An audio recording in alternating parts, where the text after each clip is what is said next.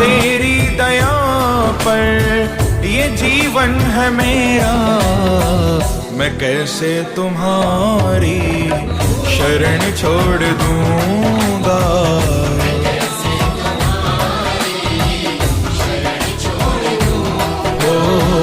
मैं कैसे तुम्हारी शरण छोड़ दूंगा।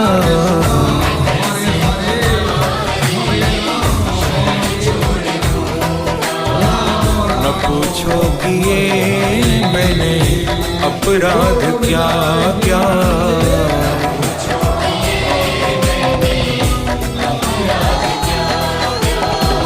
कहीं ये जमीन आसमां हिल न जाए,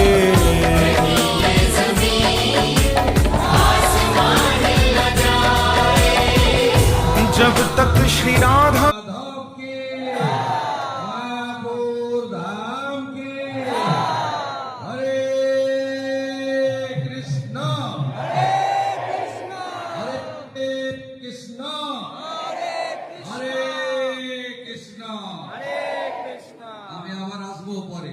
কীর্তন আমার প্রিয় কীর্তন রয়েছে, নদিয়া গৌরমে নিত্যানন্দ মহাজন পাতি আছে নাম হট জীবের কারণ।